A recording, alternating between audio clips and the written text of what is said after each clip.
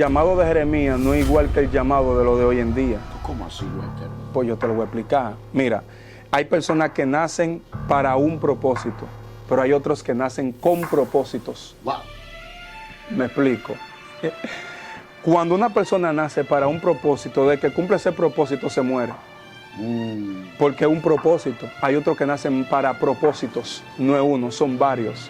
Por ejemplo, tú ves Sansón, dice la Biblia, él comenzará a libertar al pueblo de Israel de la opresión de los filisteos. El que nace para un propósito comienza cosas que otros lo terminan. Por eso tú ves gente aún en el evangelio que tú lo ves prendido en Dios y de momento di que se murieron. Y tú no sabes por qué se murió, pero el profeta le profetizó 3 meses antes que iba a ser esto y era un solo propósito. Hay gente que en su ciclo de tiempo está para cumplir con propósitos.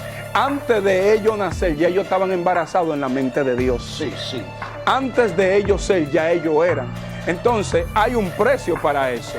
El precio empieza en lo primero, en el que Dios tiene que llevarte a una etapa que es la etapa del anonimato. La etapa del anonimato. Explícame eso. Bueno, la etapa del anonimato es la etapa que es la mejor etapa que un creyente puede vivir, porque es la etapa en donde Dios te desbarata y Él mismo te construye.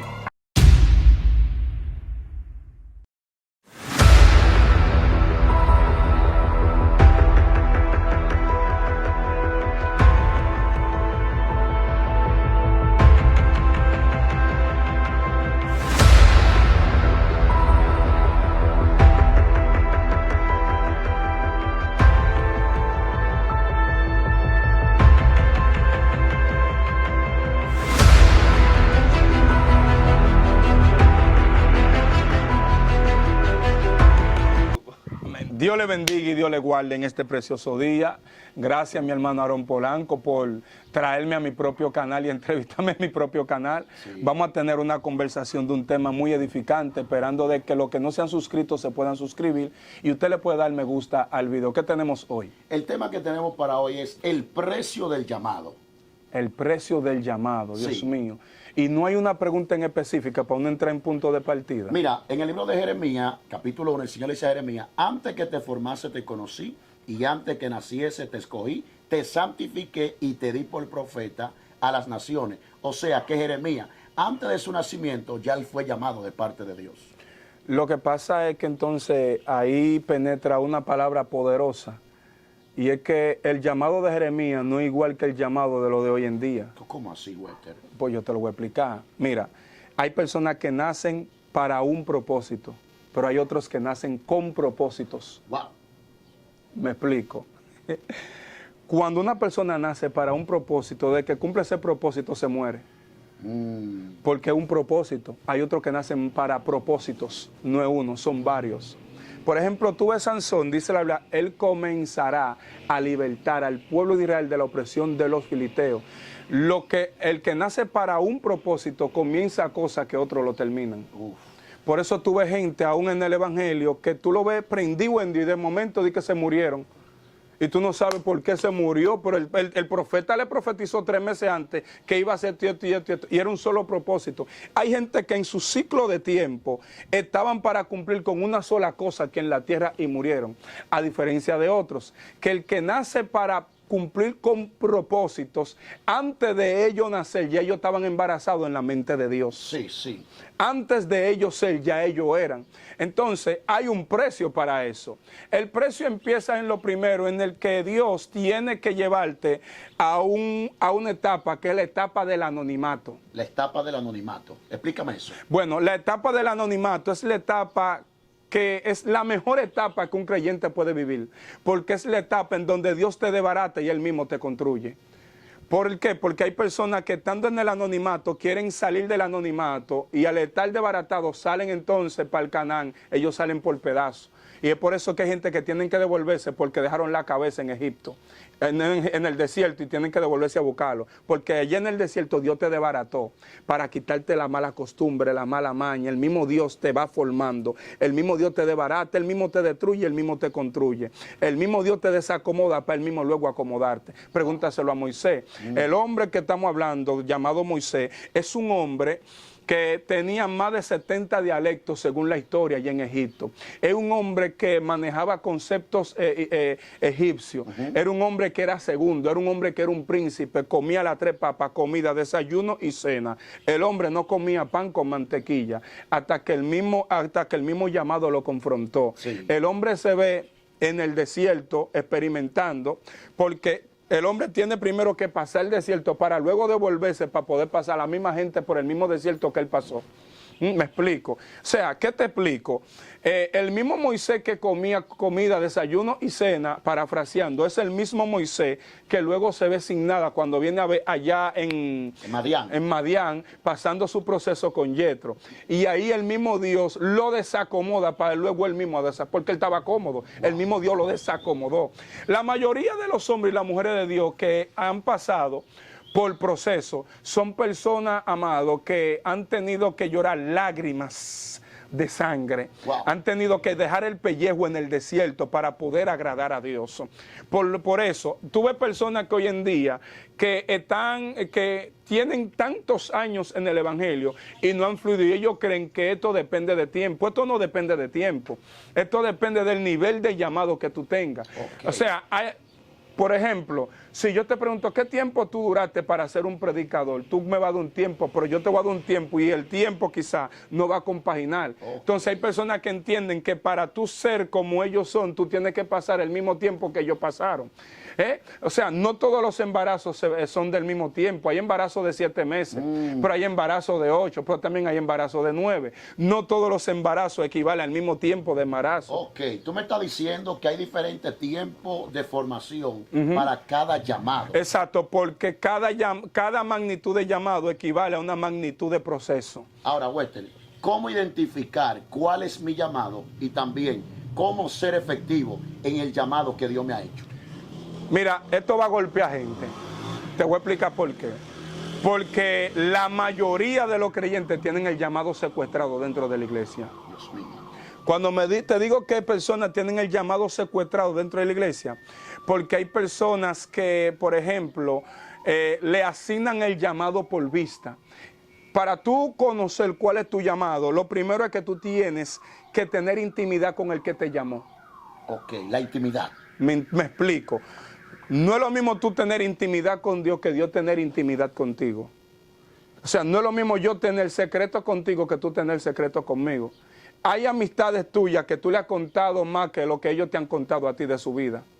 Me explico. ¿Por qué? Porque según el secreto que tú le cuentes a mí, cuando tú le cuentas un secreto profundo a ese amigo, tú te sientes susceptible y vulnerable por lo que ese amigo conoce de ti.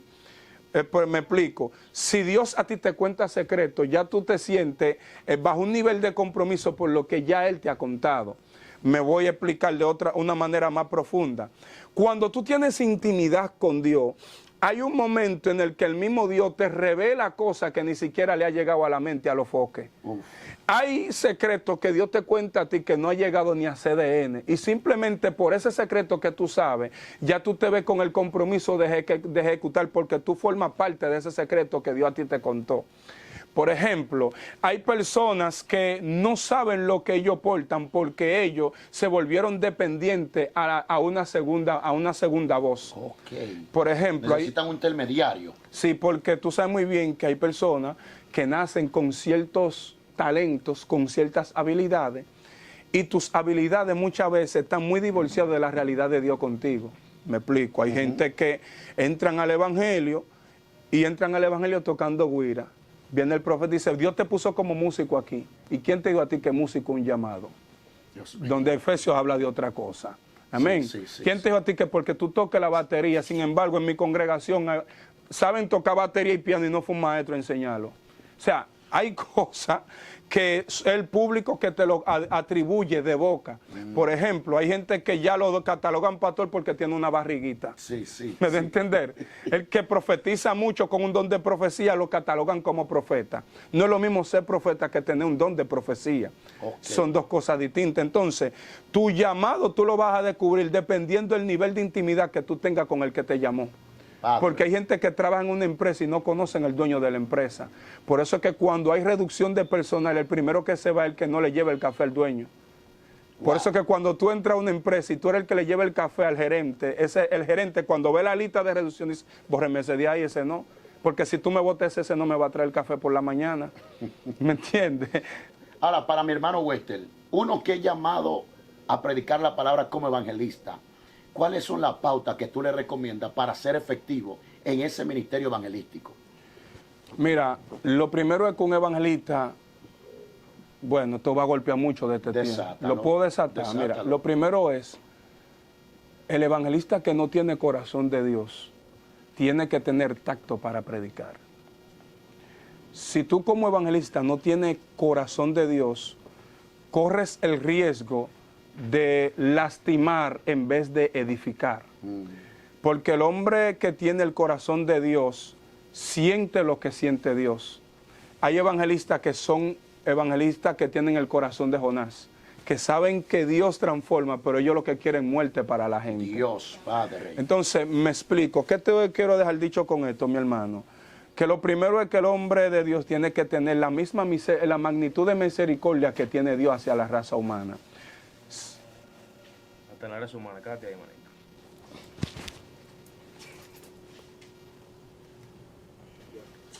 ¿Y no estaba prendido? Sí, sí, sí. El de él no. Amén. Si tú no tienes misericordia, entonces tú vas a correr el riesgo de que una persona que caiga en pecado, tú lo vas a desbaratar. Entonces, segundo punto, el evangelista no puede subestimar el público en el cual fue enviado. Wow. ¿Cómo así que no puede subestimar? Hay evangelistas que subestiman tanto el público sin saber que el que llegó sucio de mezcla, él cree que es un nuevo creyente y fácilmente es un maestro bíblico. Y empieza a confiarse tanto ante el público que termina cometiendo torpeza pensando que él tiene el control del público cuando el que te está escuchando puede ser maestro tuyo. Dios, Padre. Entonces, usted como creyente tiene que tener la suficiente humildad para saber de que aunque Dios le dio la oportunidad de estar en el púlpito, puede hacer que frente a usted hayan personas que lo van a sorprender. Entonces, cuando tú te confías tanto o tú subestimas el público, tú terminas robándote hasta la gloria. Entonces, otro punto, y es que el evangelista tiene que tener conocimiento. Conocimiento. Tiene que tener un buen mensaje y saber discernir las atmósferas y los ambientes. Saber de que el evangelista es un buffet andante. Y tiene que saber qué menú servir y delante de cuál público se encuentra. Tú sabes que un buffet tiene diferentes platos. Arroz patado, arroz graneado y tiene diferentes tipos de carne. Porque si usted ve una persona obesa, usted no le va a brindar carne de cerdo. Si usted ve una persona que sufre de hemorroides, usted no le va a brindar un plátano. Porque usted en vez de... Es verdad que usted le quiere dar alimento, pero tú le estás haciendo daño aún con tus buenas intenciones. Padre Santo. ¿Por qué? Entonces, por eso dice que el alimento sólido es para los que han alcanzado madurez. Madurez. Si tú como evangelista tienes un buffet espiritual, tú no le puedes dar a un niño un plátano porque en verdad, aunque sea alimento, tú lo vas a matar. ¡Ey, Padre Porque Santo! ese alimento no es para ese niño. Entonces, hay evangelistas que lastimosamente en un público de inconverso terminan doctrinando como que si son iglesias. Wow. Pero, Wester, también existen llamados estancados. Ejemplo, la Biblia habla de los talentos. De los 8 talentos, a uno se le dio 5, a otro 2 y a uno 1. Y al cual se le dio 1 por temor, por miedo, ocultó el llamado y luego le pidieron cuenta por dicho talento. Sí, pero hay gente que están estancados es porque sufren de crisis existencial. Me explico. Por ejemplo, hay personas que buscan de Dios, ayunan, oran, y por el simple hecho de ellos ver que el que llegó ayer está fluyendo más que ellos se estancan y empiezan a sufrir de una crisis existencial tan fuerte que ellos empiezan a pelear con Dios. Pero este ya está fluyendo, ¿y por qué yo no estoy fluyendo? Y ellos no saben que mientras más tiempo tú dures en el proceso es porque tu rango espiritual es mayor. Es por eso que hay 2 tipos de militares. Hay un militar que sale a los 6 meses, pero hay un militar que sale a los 4 años. El de los 6 meses fácilmente se burla del que está todavía en la emplanada haciendo pechada. Sin embargo, el que está en la emplanada va a salir como teniente, el que salió primero sale como raso. O sea, hay gente que están en el púlpito, pero es porque su rango es más inferior. O sea, sigue haciendo pechada, que tú no vas para la calle a bregar con delincuentes, tú vas a tener una oficina dando orden. Padre de gloria. ¿Tú entendiste? Si el edificio es alto es porque la columna tiene que estar más honda. Sí, requiere de más Según la profundidad. magnitud de columna, es porque entonces la edificación es grande. Es grande. Es grande. O sea, mientras más tiempo tú dures en el proceso es porque tu rango ministerial es mayor.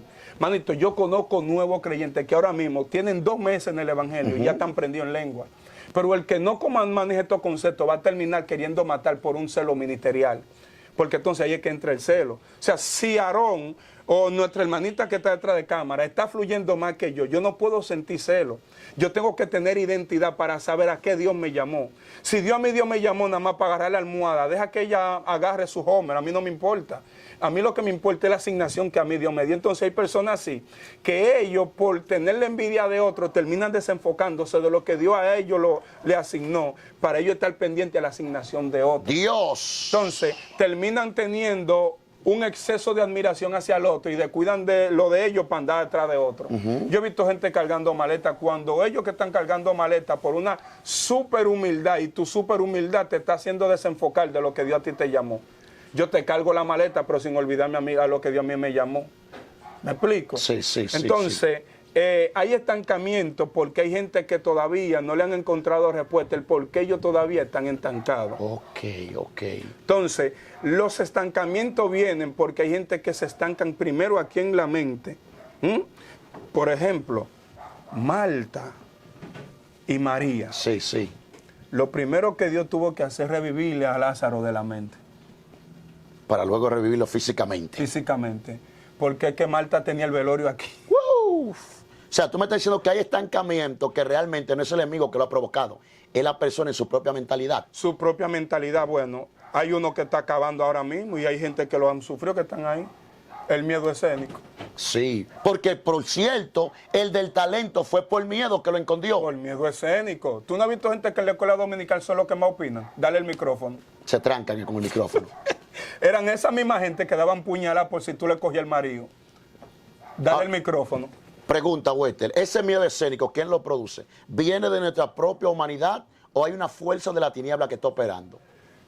Bueno, yo puedo decir que puedan haber 2 cosas ahí. Puede ser que parte espiritual, pero puede ser también el nivel de vergüenza, porque el miedo escénico todo el mundo lo siente. Lo que pasa es que todos lo dominamos a un nivel más que otro. Okay. Ese miedo escénico es obligatorio, porque si tú no tienes miedo vas a cometer torpeza. Hay gente que no señalan gente, no es porque ellos no quieren, sino porque el miedo no lo deja. Muy cierto. ¿Por qué tú crees que hay gente que no profetizan? Después quieren dar una profecía y después que otros digan, wow, yo quería decir eso, Sí. pero el miedo no te dejó. No lo dejó. Pero hay miedos que tienen que venir porque a veces tú quieres señalar algo y tú te has equivocado. Y yo he visto gente que han querido profetizarle matrimonio a gente que están casados. Y porque ellos tenían miedo no cometieron ese error. ¿Tú te imaginas que hay gente que gracias al miedo hoy en día no están descarriados? Dios Porque mío, el día Padre. que tú cometes un error en un público, el día que tú te enteres que fue un error, entonces tú te vas a descarriar por la vergüenza. Me conectaste con Timoteo. Timoteo tenía el llamado, tenía el don, pero el miedo, el temor, estaba estancando el don. A lo que Pablo le dice, te aconsejo que avive el don de Dios que hay en ti. ¿Cómo avivarlo? Avivar el don que hay, bueno, te voy a poner un ejemplo. ¿Cómo tú, teniendo el ministerio de maestro, cómo tú desarrollas el don de ciencia? Enseñando a otros lo que tú aprendiste. Por eso hay gente tan kawaii, porque ellos son egoístas. Ellos tienen una ciencia, no lo voy a enseñar a nadie, yo lo voy a dejar para cuando me toque predicar. Y es porque ellos no confían de que Dios les puede dar una revelación mañana diferente. Ok. Por ejemplo, yo te puedo hablar de hermenéutica, pero porque yo he metido ahí en Villa Carmen, un varón que iba a un instituto me presta el libro de hermenéutica, me aprendí las definiciones y ya yo como al mes estaba dando clases de 8 a 11 de la mañana, gratis, pero era yo desarrollando lo que tengo. Ok, o sea, hay que desarrollarlo, hay que ponerlo por práctica. Tienes que ponerlo por práctica. Compra un televisor y no lo prenda nunca. Al rato tiene tela de araña, porque se daña. Eso es lo que pasó con el talento, porque tú tienes que invertirlo, tú tienes que arriesgarlo. ¿Entiendes? Un talento en lo original era una moneda que te definía diferentes tipos de pesetas. Me explico, es como un medio peso que tiene muchos cheles. Un peso tiene 2 medio pesos y 25 cheles y una palmita. Ese estoy hablando en el original de aquí. Entonces, el talento representa el ministerio y la moneda que dependen de él son los dones. Wow, esto está fuerte, Wester.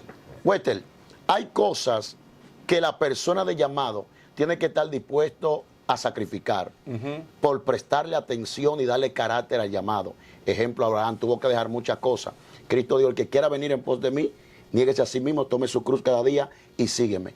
¿Qué cosa tiene que dejar un evangelista y qué cosa tuvo que dejar Wester para atender el ministerio y tener el crecimiento que tiene hoy de parte de Dios? Está dura. Voy a empezar por Abraham. Lo primero es que para Abraham tomar esa decisión, Abraham no fue la voz que le habla al 80% de los cristianos que le hablan en día.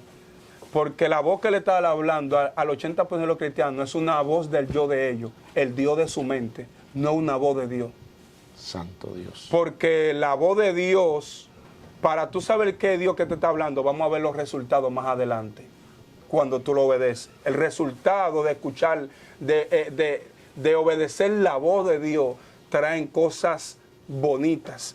Pero yo he visto gente que Dios le habló y mañana están diciendo que no fue Dios, que fue el diablo que le habló. ¿Cómo así? Me explico, varón, pero Abraham era un hombre que no era, en un término callejero, no era un piripipí. Tenía su dinero, tenía herencia, multimillonario. Estaba posicionado.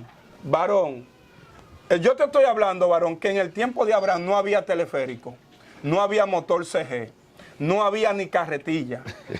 Porque es fácil yo decirte a ti, mírame, Dios te está diciendo que vaya a México. Hay un avión, tú puedes ir. Oh, sí, tú vas, ¿verdad? Hay un medio de transporte. Hay un medio de transporte. Pero de quien yo te estoy hablando, ahí no había talvia, no había asfalto, no había una planadora, ahí lo que había era piedra, no había una carretera como hay hoy en día. Era en un caballo, en un burro que él se iba, o a pie. Para él poder ejecutar eso, tuvo que haber una voz convincente que le haya a él persuadido para él ejecutar esa orden. Por ejemplo, Dios me habla a mí para que vaya a Estados Unidos, pero ¿y por qué yo no voy para de barbecue para irte a predicar?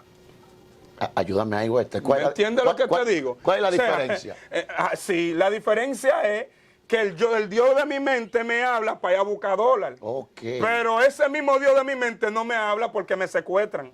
En Haití. Entonces, ¿por qué Dios? Entonces Dios como que es raro. Aquí hay más necesidad que en Nueva York. Muy cierto. ¿Y por qué yo no voy a Haití a predicar? Porque allí hay brujos y allí secuestran. Y un gu aquí no vale menos que una mosca. Ay, Dios mío. ¿Por qué? Porque nosotros mismos, me voy a incluir nosotros mismos, lo que testificamos, hemos satanizado tanto a Haití que le hemos traído una realidad errónea de Haití a la gente, que no es. Porque también allá hay un hotel que llaman La Bahía allá, que parece un paraíso. Allá hay playa, allá hay turismo, allá hay monumentos, allá está la Citadel La Fevier, allá hay lugares bien bonitos, lugares turísticos, allá hay oro. Pero no, yo vengo y nada más te pinto que nada más hay brujo. Wow. ¿Ya tú me entendiste? Sí. Cría fama y acuéstate a dormir. Entonces, Abraham tuvo primeramente que escuchar. Porque mírame, no hay forma de que una persona se sacrifique si lo que a ti te está enviando no te convence. Por ejemplo, Wester Paul, yo pudiera estar dando clases en un colegio como maestro de idioma. Yo me siento y hago un pacto con Dios, o Dios hace pacto conmigo, y le digo, Señor, yo sé a lo que tú me llamaste. Yo en un colegio me voy a limitar y no voy a poder ni siquiera ir a predicar a las naciones. Pero yo tengo una realidad, que yo tengo una mujer que mantener. Sí. Yo tengo unos hijos que mantener. Entonces esos muchachos no se mantienen con ba, ni bi. Ay. Eso, el carrito no se llena con anda, Ana, Bucamaya. Ni Isa Lama, Plaza Lama. Entonces, eso está fuerte, Wester. La leche del niño no se compra con hablar en lengua. Entonces, yo como hombre, bíblicamente, yo tengo que proporcionarle la necesidad tanto a mi hogar Sí. como también a mi persona. El que no provee para lo suyo. Es peor que un incrédulo. Entonces yo le dije, Señor, lo que echan adentro del sobre no da para echar gas. Ay. Entonces yo necesito que tú me des un medio por el cual yo me pueda sostener, porque ahora mismo mi agenda no abarca. Entonces le dije, Señor, imagínate que yo venga y se mete una pandemia y se caiga en toda la agenda. Tú no vas a bajar del cielo a mantenerme a la mujer, ¿qué vamos a hacer? Entonces, no me dé pobreza ni riqueza, manténme del pan necesario. La oración de Agur. La oración de Agur. Entonces, yo le dije a Dios, yo no quiero pedir para mantener a esa mujer. El precio del llamado. Entonces, yo voy a sacrificar poder trabajar haciendo Uber. Yo puedo trabajar tirando periódico en un motor. Sí. Yo puedo poner un negocito, pero ¿y entonces cómo entonces saco tiempo contigo, papi? Entonces, ¿cómo cuando a mí me llamen para ir a predicar, un ejemplo para Colombia, para esos lados, cómo yo voy y predico? Sí. Si estoy siendo esclavo de una empresa. Yo sé que tú no quieres lo evangélico en una zona trabajando, ganando 3,000 pesos. Yo sé que tú no quieres a un evangélico haciendo Uber. Porque el evangélico haciendo Uber tiene que llevar, obligado tiene que llevar una gente por una cabaña. Y entonces, ¿qué hacemos? Si ande queda, no participa en pecado ajeno. Tú sabes que la ubicación dice que la cabaña es San Isidro. ¿Qué tú vas a hacer? Ah, no, con un trabajo, pero tú sabes que pan de qué va. Y si es la mujer de un primo tuyo. Ujiere, pendiente, ¿eh? ¿Tú me entendiste? ¿Qué vamos a hacer? Es un trabajo, pero ¿y entonces qué hacemos ahí? ¿Qué hacemos con el versículo? No participa en pecado ajeno. Sí, sí, sí. ¿Qué es pecado ajeno? Yo no estoy diciendo eso. Yo no estoy diciendo eso. Pero tú entonces lo vas a soltar si te están dando 2,000. Ujiere. Tú no lo vas a soltar porque te están dando 2,000 nada más por recorrer 10 kilómetros. ¿Lo vas a soltar? 10 kilómetros. Entonces, tú me entiendes. Entonces ahí yo tengo que, primer punto, tener que negarme a ciertos beneficios. Mire, el hombre de Dios que no está dispuesto a soltar beneficio, a soltar lo que más ama, porque tu nivel de altar va a depender del nivel de Isaac que tú estés dispuesto a sacrificar. ¿Tú me entendiste? Entonces, Isaías, si no sacrifica a Usías, no ve la gloria de Dios. No. Él tuvo que esperar que Usías muera para entonces ver al Dios en un trono alto y sublime. Pero Wester, mediante esa decisión tan fuerte que tomaste, teniendo la oportunidad, pero a la vez creyéndole el llamado y queriendo ser efectivo en el llamado, ¿hubieron tiempos de escasez, de hambre, de lágrimas? Bueno, lágrimas. Yo no sabía que el ser humano tenía tanta agua aquí en la cabeza. Porque hay 3 tipos de lágrimas. 3 tipos de lágrimas. Sí. Hay una lágrima que tiene que ver con la lubricación de tus ojos. Si esa lágrima no está, entonces tus ojos se resecan. Pero hay una lágrima que sirve como defensa. Cuando te cae una paja, esa lágrima sale, impide que la paja dañe las niñas de tus ojos. Lágrima protectora. Sí, pero hay una lágrima que es la que confunde al diablo. Porque cuando a ti te dan 1,000,000 de pesos, tú lloras de la alegría. Pero también te hacen una sorpresa en tu cumpleaños, también tú lloras de la alegría. Pero si te dan una tabana, también tú lloras de tristeza. Esa lágrima es la que hace que Satanás se confunda. No sabe si tú estás contento o si tú estás triste. Entonces, en el proceso, uno aprende que de esos tipos de lágrimas, yo derramé lágrimas y al mismo tiempo aprendí que las lágrimas sirven para mover a Dios a misericordia del trono, porque lo que provocó que Jacob ganara la guerra, ganara el pleito, fue su humillación. Libro de Osea dice en su capítulo 12, verso 3, que Jacob rogó, se humilló y venció al ángel. No fue a la trompa, fue que se humilló para poder vencer al ángel. O sea, que esas lágrimas son necesarias. Las lágrimas son necesarias. Y sí, yo tuve que derramar lágrimas. Voy a contar esto aquí, Aro, mírame, yo estuve a punto de devolverme, de salir corriendo, de embalarme. Hay un momento en que tú deseas no haber nacido. En la galería, yo durmiendo en la galería, con 2 perras. ¿Cómo? Lulú y la gorda. Pero ya siendo cristiano. Sí, yo dormí en la galería de mis pastores, una galería hacia la intemperie donde llovía. Dios mío, Wester. Una perra aquí, al medio, al frente había un pato. Entonces toda la noche llovía. Ahí fue que yo derramé lágrimas. Mi pastora que dormía en la habitación de ella y yo afuera porque yo no tenía dónde dormir. Y no podía entrar. Y no podía entrar porque ya tiene una habitación con sus hijas y una habitación con su esposo. Esa parte hay que entenderla. Y yo me quedé en la galería. Llora, llora, llora. Eso era agua por aquí y agua por aquí. Wow, muy fuerte. Y en cuanto a casé, un solo pantaloncillo que tenía más hoyo que una mallita de Brugal. Parecía un colador. Un colador. Cuando yo lo lavaba, yo lo tendía en el vuelo de la iglesia.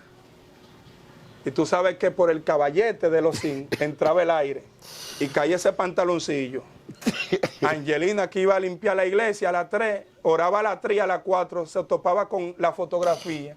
Grabado, sí. Lo agarraba así, los pantaloncillos de Wester. Entonces no había dónde bañarse. Yo tenía que esperar que de noche, cuando la luna no estaba afuera, para bañarme detrás de la casa de Liquín. Entonces nos prestan un baño, donde hoy en día es el restaurante Bonsai.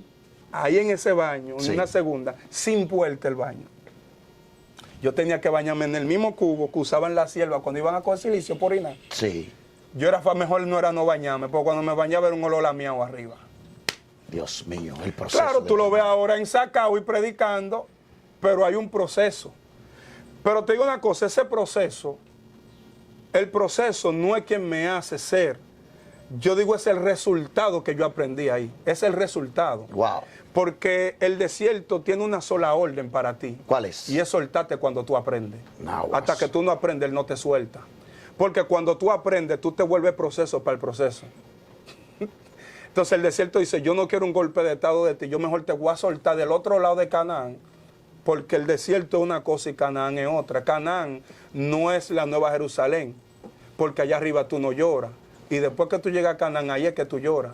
Porque Canaán representa una etapa en tu área ministerial. Sí. ¿Me doy a entender? Entonces, hay gente que quieren llegar a Canaán, pero no pasan por el desierto. Wow. Te están cogiendo helicópteros para ellos caer allá a Canaán.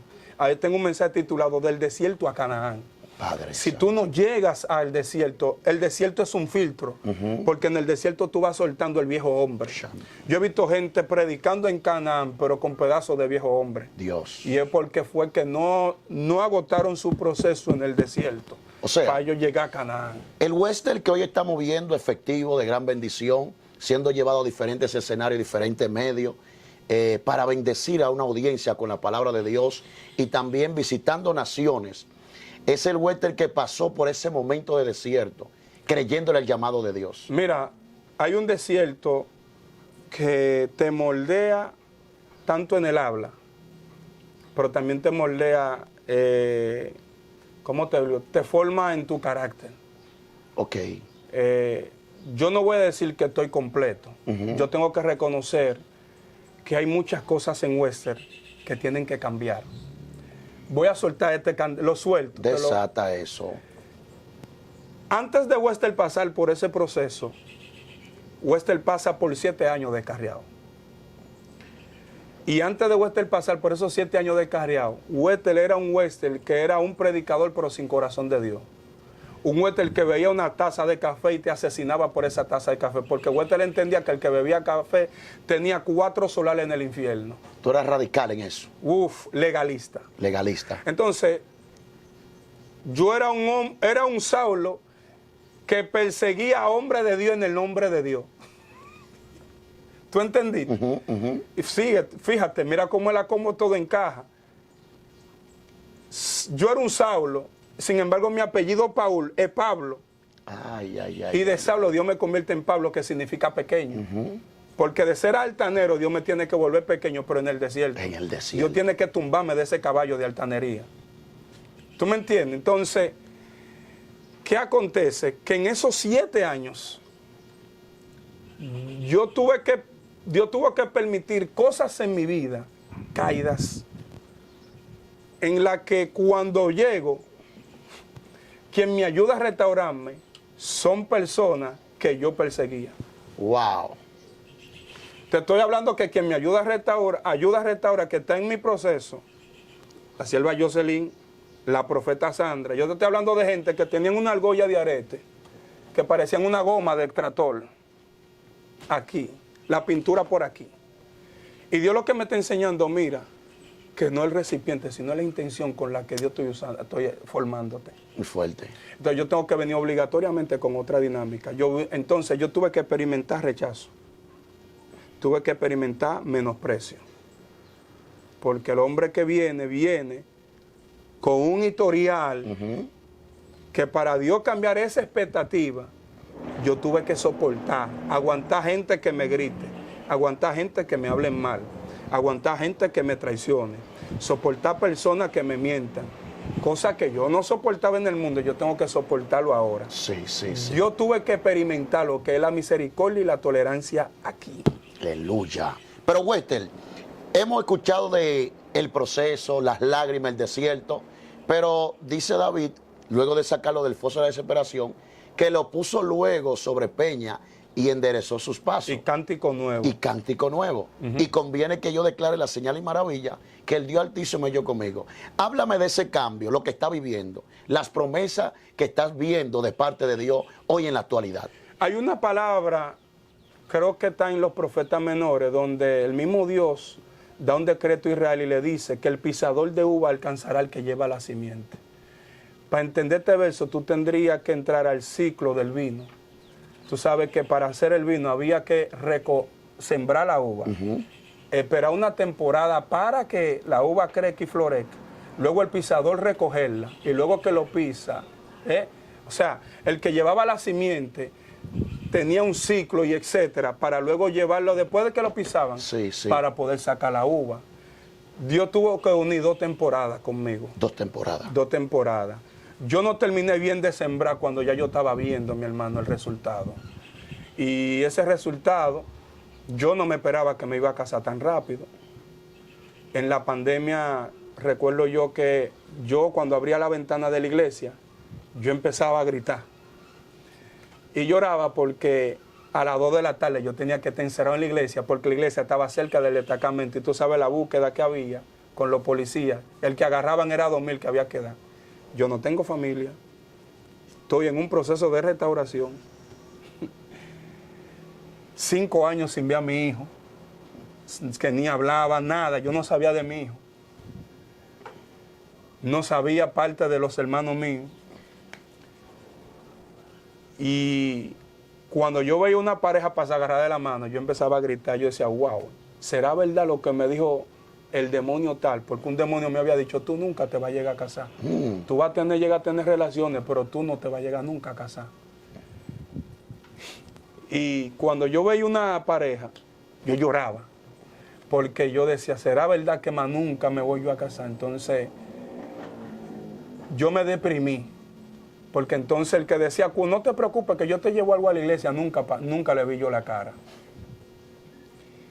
A tal grado que yo me vi juntando 3 peñones con uno impío, pasó uno cocinado en medio de la pandemia. Padres. Desde que veía a la policía yo me entraba y salía. Entrábamos y salía. Y viene la policía, entrábamos y salía. Era como Gedeón sacudiendo el trigo.